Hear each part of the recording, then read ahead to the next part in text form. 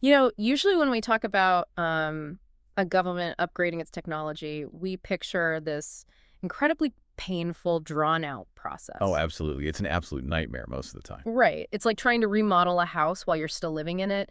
The foundation is cracked, the plumbing is, 100 years old, and every time you patch one leak, three more spring up in the walls. It's a game of endless administrative whack-a-mole, really. Governments find themselves constantly trying to force modern, real-time digital demands through these incredibly narrow, archaic, paper-based pipes. I mean, it simply doesn't scale. No, it doesn't. But then you look at what is happening across the African continent right now, and suddenly they aren't remodeling the old house anymore. They're looking at that cracked foundation and deciding to just pour an entirely new state-of-the-art concrete slab from scratch. Exactly. Welcome to the deep dive. Today we are exploring this massive digital leap. And to do that, we have an exclusive format for you.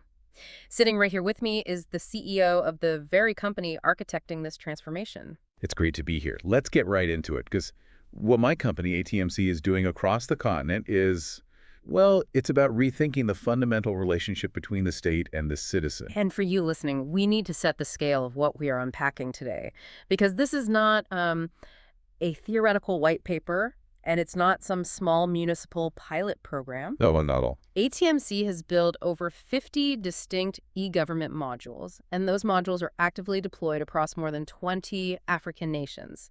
They have a 95% client satisfaction rate, and get this, they are currently processing the daily lives of over 10 million citizens. Like a massive footprint, yeah. It's incredible. So our mission today is to figure out how they are actually doing this.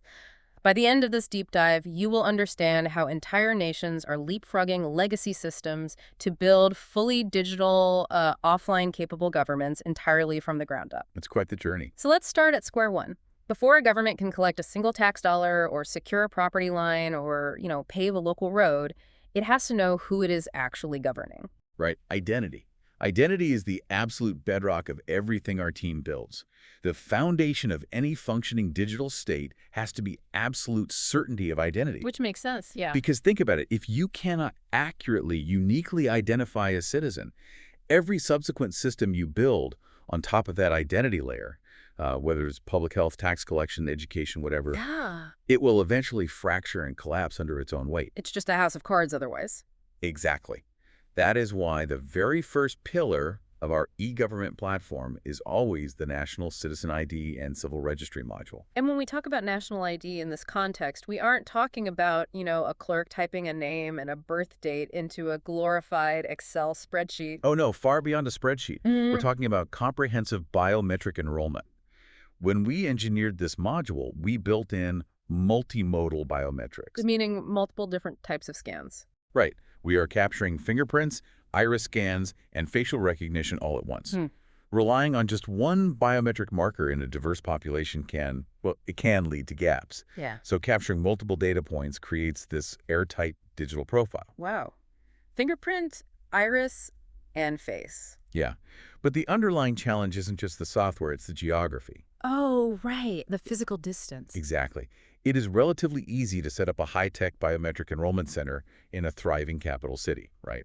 But the real test is reaching a citizen in a remote village that might be a 10-hour drive from the nearest municipal office over unpaved roads. That makes total sense. I mean, if your national ID system only works for urban populations with stable grid power, you haven't actually built a national system. No, you haven't. You've built a city limits system, and you've basically disenfranchised your rural population digitally. Which completely defeats the entire purpose of e-government. So to solve this, our team developed these highly portable mobile enrollment kits. Mobile kits, like a briefcase. Kind of, yeah. They are rugged, self-contained units that allow local government agents to travel directly into rural, low-connectivity communities. They can capture those fingerprints, those iris scans, and those photographs right there in the village. That's amazing. And crucially, we tie all of this directly into the civil registry. So it's not just an ID card being printed. It is a living record of births, marriages, deaths, and internal migrations. Okay, but managing a national ID system in a country with tens of millions of people, honestly, that sounds like a chaotic group chat where 100,000 people have the exact same name. It can be, yeah. So how do you prevent someone from registering twice? What stops a person from getting an ID in the capital and then traveling to a rural outpost to register again under a different name, to claim double benefits? The mechanism that stops that is our deduplication engine. It is the absolute core of the identity module. Deduplication. Got it. Yeah. When a new enrollment happens, either in the capital or out in the village, the engine takes that new biometric data, so the mathematical map of the fingerprint and the iris, and it cross-references it against every single existing record in the entire national database. Oh, wow. Instantly. In a matter of moments. It compares millions of data points to guarantee zero duplicate IDs. So it functions almost like the ultimate digital bouncer at the door of the national database. That's a great way to put it. I mean, it doesn't care what name is written on your paperwork. It checks your actual physical biometric signature. If it recognizes your fingerprint, it says, nope, you're already in the system. Right. If it doesn't, it says, welcome, let's generate your unique profile. That is the exact dynamic. And once that digital bouncer lets you in and establishes your unique ID, the citizen is issued a national ID card featuring a secure QR or barcode. But, the physical card is just the surface layer. What's the deeper layer? The deeper value is the real-time ID verification API we built into the backend. Okay, let me quickly define that for the listener just so we are all on the same page. An API, or application programming interface, is essentially a secure digital bridge that allows two separate software systems to talk to each other. Perfect definition. Because of that digital bridge, third parties, like a local hospital or a commercial bank, can securely ping the government database. Okay, so how does that look in practice? Well, when a citizen walks into a bank to open an account, the teller can scan their card, and the API instantly verifies against the National Biometric Registry that the person standing there is exactly who they claim to be. Wow, so no paperwork. Exactly. The transaction proceeds immediately. No waiting weeks for documents to clear. So the digital bedrock is poured, the population is securely identified, and you have zero duplicates. But a state cannot survive on ID cards alone. Definitely not. It requires capital. It needs to collect taxes efficiently to actually fund the municipal services those citizens need. Revenue is the lifeblood of public administration. Without it, the state is completely paralyzed. So once identity is established, the next layer we deploy is our Integrated Tax Management System, or ITMS. ITMS, okay. Yeah. When my company goes into a nation for an assessment, we frequently find revenue authorities just drowning in physical paper filings. I can imagine. They're relying on manual tax assessments, which, inevitably leads to massive systemic financial leakage. Well, yeah. Manual assessments sound like a nightmare. A paper tax return sitting on a desk is just asking for human error, misplaced files, or, frankly, overt corruption. Exactly. It creates a bottleneck that stifles the whole economy. So our ITMS digitizes that entire life cycle. We deploy an e-filing portal covering both individuals and large corporations. So it's fully automated? Completely. The software handles automated self-assessment. It instantly auto-calculates penalties and interest without any human bias, and it generates an immutable, real-time audit trail for every single action taken in the system. That's a massive upgrade. It is. But the true catalyst for adoption in the African context is our deep integration with mobile money payment gateways. This is a huge point. Because mobile money is absolutely king in so many of these markets. A citizen might not have a traditional brick-and-mortar bank account, but they almost certainly have a digital wallet on their phone. Exactly. We lean heavily into that reality. We allow citizens to pay their taxes, their local duties, and their levies directly from their mobile phones. That removes so much friction. It really does. To give you a concrete sense of how transformative this is, we partnered with a revenue authority in East Africa. Their Director General went on record stating that by utilizing our ITMS, their agency transitioned from complete paper-based chaos to real-time digital revenue tracking in under 4 months. Wait, 4 months to digitize a national tax system? 4 months. That's a timeline that most Western governments would frankly laugh at as impossible. Well, we proved it is possible, and the metric that matters most. Their tax collection efficiency improved by 87%. 87%. Okay, I have to stop you there and push back hard on behalf of the listener. Sure. Digitizing taxes and increasing collection by 87% sounds like a massive victory for the government's wallet. But if I am an everyday citizen, why am I celebrating this? It just sounds like the state bought a hyper-efficient digital vacuum to empty my pockets faster. What does the citizen actually get out of this deal? That is the most critical question in e-government. And it's an objection we tackle directly with our government partners from day one. Okay, because there has to be a trade-off. Exactly. If digitization is just a one-way street where the state extracts resources faster, it will face massive public resistance. The social contract requires reciprocity. So how do you deliver that reciprocity? Well, that is why our platform doesn't stop at tax collection. Yeah. It seamlessly extends into our smart municipality modules. When a citizen logs in to pay that newly digitized property tax, they are utilizing a platform that simultaneously delivers direct, tangible local services back to them. So you have to make the local government work for them, not just audit them. Yes. To facilitate that, we implemented a centralized complaint management portal called Citizen 311. We digitized and streamlined the process for securing birth and death registrations, applying for building permits, and handling utility billing for water and electricity. Oh, wow. So it's an all-in-one hub. Right. We even brought waste management online with smart bin tracking.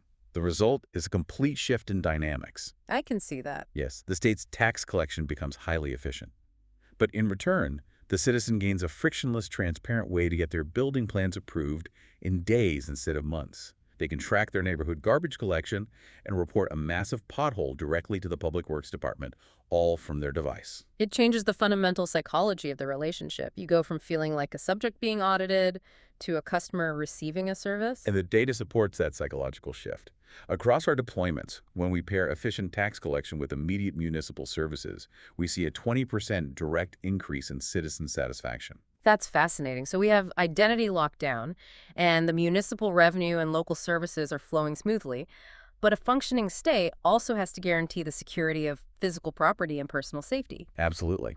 Let's talk about land. In emerging markets, land disputes and muddy, unclear property titles are a massive drag on economic growth. Oh, it is arguably one of the most critical bottlenecks to generational wealth creation. Yeah. If you cannot definitively prove you own your land, you cannot leverage it. Right. Our land administration module attacks this problem directly, and we are currently seeing a 74% efficiency gain in land registry operations where the software is deployed. But digitizing land titles in an emerging market, I mean, that must be like untangling a 100-year-old ball of yarn. It is not easy, no. How does your software actually bridge the gap between dusty, century-old physical filing cabinets and modern mapping without losing all that vital historical context? It is a monumental operational challenge, but our system is engineered specifically for that messy transition. We don't just erase the past and start fresh. Our module incorporates specific workflows designed to scan and digitize those legacy paper records. We pull that historical yarn into the digital space, and then we anchor it to physical reality using GIS, Geographic Information Systems parcel mapping. Oh, I see. So you take the old scanned paper deed and digitally marry it to a modern, highly accurate satellite map. We do. And once a parcel is digitized, mapped, and verified, ownership transfers become transparent and immediate. But what if two people claim the same parcel based on those old paper records? Disputes over boundaries are inevitable. So we built dispute resolution and adjudication workflows natively into the software. A land dispute shouldn't require a decade of stalled hearings in a physical court to resolve. Makes sense. Furthermore, we expose another API specifically for financial institutions. A bank can instantly ping the registry to verify a land title before issuing a commercial mortgage. That is the crucial mechanism right there. That unlocks an unbelievable amount of frozen capital. If a bank can instantly trust the title via your API, they can actually lend against the land. Yeah. Exactly. It's a game changer for local economies. But having title to the land brings us to the next necessity, physical security. People need to feel safe on the property they own. Which brings us to our police automation module, known as the Combat System. When my company steps into a law enforcement agency, we are almost always replacing towering stacks of physical logbooks. Just stacks of paper everywhere. Everywhere. But by deploying our system, these agencies are seeing an 83% improvement in operational efficiency. An 83% improvement in police work. What is the mechanism behind that number? What is actually changing for the officer on the ground? The core mechanism is digitizing First Information Reports, or FIRs. And for the listener, an FIR is essentially the foundational document of any criminal investigation. It's the initial complaint recorded by the police when an offense is reported. Correct. In a paper system, if a detective needs to cross-reference an alias or look up past offenses, they might spend 3 days manually flipping through years of FIR logbooks in a back room. 3 days just to find a name. Exactly. With our system, a simple digital query cross-references aliases, vehicle plates, and past FIRs across the entire national database in half a second. That is where the 83% efficiency gain comes from. We're reclaiming thousands of investigative man-hours. Wow. We also deploy a crime mapping and analytics dashboard. Precincts captains can suddenly see heat maps of criminal activity, allowing them to deploy their patrols based on real data trends rather than guesswork. It brings data science directly to neighborhood patrols. Yes. And we also digitize the internal logistics of the force, managing personnel, payroll, and crucially, tracking armory and equipment inventory. Tracking the armory, that's fascinating, because a misplaced weapon in a handwritten paper logbook is basically a silent crisis. It happens more often than you'd think. I'm sure, but a digital alert that a serialized weapon hasn't been checked back into the armory at the end of a shift that provides immediate, unavoidable accountability. It brings total, uncompromising operational visibility to the entire police force. So here's where it gets really interesting, though. We've just mapped out this incredibly complex, multi-layered digital infrastructure. We've got biometrics, tax collection, municipal services, GIS land registry, and police analytics. It's a lot, yeah. It is. And if a Western government announced this kind of sweeping, multi-agency digital overhaul, you would fully expect a 10-year timeline, massive political infighting, and billions of dollars in cost overruns. Without a doubt. So how long does it actually take ATMC to build this from contract to completion? Well, this raises a vital point about how enterprise technology should be deployed today. We move from a signed contract to a live functioning system in as little as 90 to 120 days. Wait, I have to stop the train right there. 90 to 120 days. Yes. Usually just forming an exploratory government committee to discuss a software upgrade takes 90 days. I am looking at this timeline with intense skepticism. I completely understand the skepticism. I get it all the time. How does your team bypass the notorious political cycle pressure to deploy an entire national infrastructure that incredibly fast? Well, the traditional model of bespoke, ground-up software development for governments is dead. It is too slow and it's way too fragile. We don't spend 3 years writing custom code from scratch. We arrive with our 50-plus modules pre-built, heavily tested, and highly configurable. Ah, so the foundation is already poured in your labs. You just need to adapt the floor plan to the specific country. Exactly. The timeline breaks down systematically. Weeks 1 and 2 are pure discovery, needs assessment, and stakeholder workshops. Okay, getting everyone on the same page. Right. Then weeks 3 to 5 are dedicated architecture and UI/UX design customization. Weeks 6 to 10 are aggressive agile development sprints, deep quality assurance testing, security audits, and user acceptance testing. Moving fast. Very fast. Finally, weeks 11 through 13 are reserved for deployment, migrating the legacy data, and training the government staff. Yeah. We minimize risk and completely bypass political cycle fatigue because we deliver a working, undeniable product before the political winds even have a chance to shift. Okay, the rapid deployment of the software makes sense now. But software is ultimately only as good as the hardware running it and the network connecting it. True. You're deploying in regions where high-speed 5G internet isn't exactly ubiquitous. How do you deploy an entire national digital infrastructure when the actual physical telecom infrastructure might be spotty or even non-existent in rural areas? This is the absolute secret to our scale. Our systems are fundamentally engineered to be mobile first and, most importantly, offline ready. It's offline ready. Yes, we do not wait for a country to upgrade its national telecom grid before we deploy. Our solutions are built to operate seamlessly on basic Android phones, offline-capable tablets, and even USSD feature phones. Let me do a quick definition for the listener. USSD is that text-based menu system you interact with when you dial a short code, like 123 SAG, on a basic non-smartphone.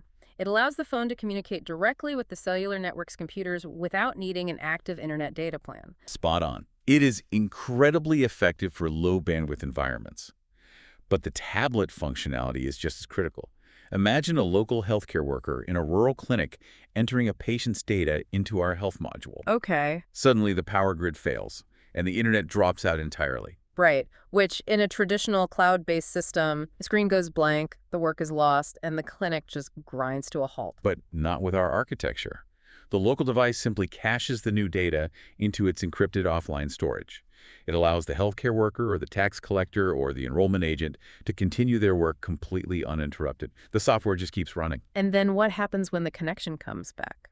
The moment that device detects even a whisper of a cellular or Wi-Fi signal, it silently and automatically syncs all that locally stored data with our central national servers. It ensures absolute last-mile reach without demanding perfect internet connectivity. That offline caching capability is the real bridge. I mean, it bridges the gap between the utopian digital dream and the very real physical reality of these emerging markets. It does. It makes the system resilient. And the market is clearly responding to this pragmatic approach.